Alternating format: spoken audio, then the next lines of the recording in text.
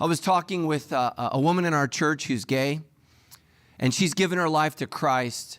And I remember when she first started coming to Sandals Church, she came with her wife. They were married, and she would mad dog me every single week at church. And she didn't think that I saw it, but I saw it. I felt it. And I asked her, I said, when did you begin to consider Christianity? And she said something changed. She said, when I first came, I just came for my kids.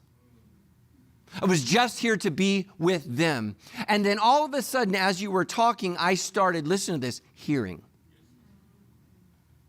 And then she said, one day, I was in a friend's home, and I heard this voice. You need to leave this house. I have not called you to this. I'm calling you to something else. She didn't know what it was. I said, was it a real voice? She said, it was a real voice. It was a real voice.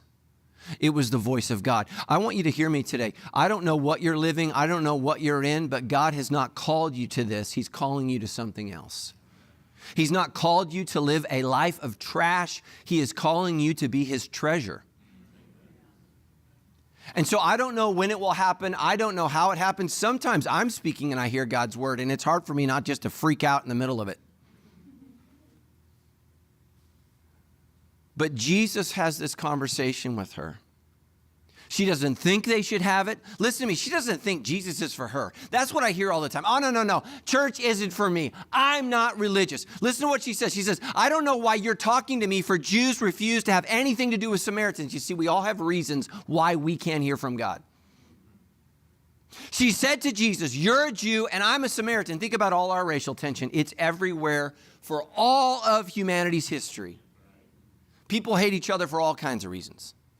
I'm Irish. I didn't know Irish people hate each other. If you're Catholic or Protestant, they hate each other. And I go, how do you know? You know what they said? Your last name and your accent. I was like, well, you all have an accent to me. They hate each other in Ireland. You can go to bars where they have bullets for the numbers of lives that a Catholic has killed for a Protestant. You go to a Protestant bar, they have bullets on the outside of it for the number of Catholics that they've killed.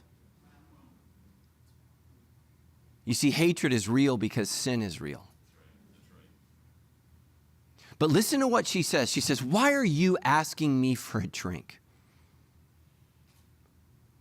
I want you to ask God today, why do you keep asking me? Why do you ask me to go to church? Why do I have to tithe? Why do I have to serve again?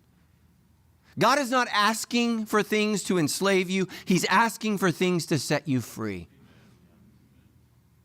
I prayed with a woman in the lobby last week of Hunter Park, and I said, are you okay? And she just started to cry. She said, you always ask me that. And by always, we've had 2 conversations in 10 years. But she said, the first time I came to this church 10 years ago, you asked me if I was okay, and I found out I had cancer. She said, I've been healed for 10 years. She said, but you asked me again, and they said it's come back. It's stage 4. She said, my daughter's not okay. And I said, do you know that we worship a God who heals? You know what she told me? She said, I know. I said, how do you know?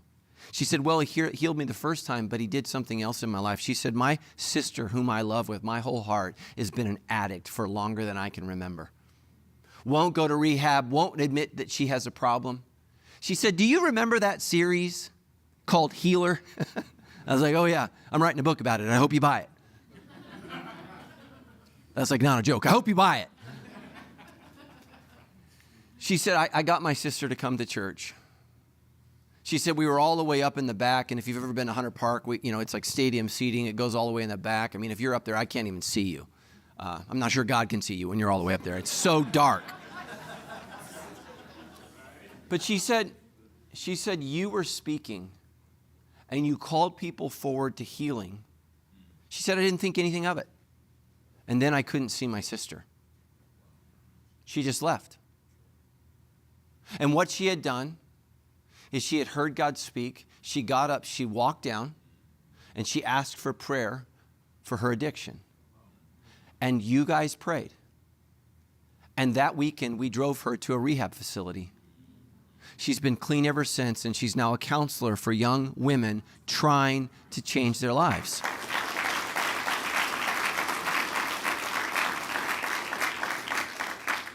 I said, what happened? She said she heard God.